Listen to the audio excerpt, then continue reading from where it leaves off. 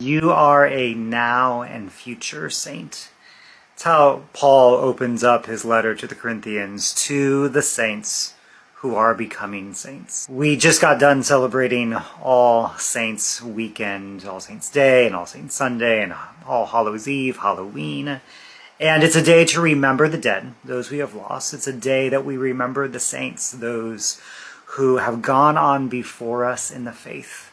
And we live in a time where there is a couple thousand years worth of saints to remember. As a Protestant, I grew up with a certain distaste or even disgust or fear of the Catholic practice and the Orthodox practice of venerating the saints. That it was some form of like worshiping something that did not deserve to be worshipped. That it was a form of idolatry.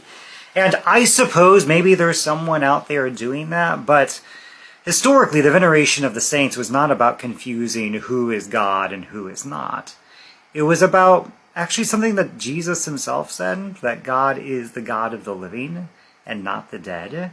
One of the moments where Jesus confounds the religious leaders of his day, the Sadducees who did not believe in resurrection, because Jesus believed that Abraham and Isaac and Jacob and his ancestors we're alive with God today. God's goal for us is not for us to be subsumed and consumed by God, that upon our death we merely become part of the ether of what it is to be divine.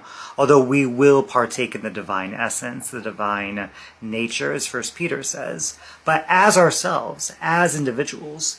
And when we remember the saints, when we remember the dead who have gone on before us, we remember them as individuals. This is what one theologian says.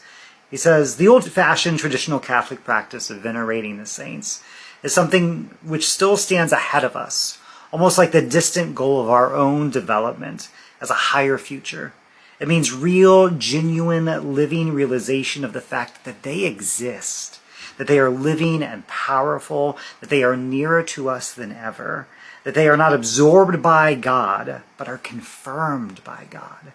That God truly is the God of the living and not of the dead, that far from being destroyed if we approach God, it is only then that we attain our own plenitude and independence. For the real God does not need to reduce us to nothing. So as we venerate, as we honor, as we remember the saints, as we remember those who have gone on before us, the cloud of witnesses, we are bringing to mind our own future, that we are saints today and one day will be saints, that there will be those who remember us. And that drives me forward. That gives me just a little bit of propulsion in my own life, in my own development. That God's goal for me is not destruction, but veneration, sainthood.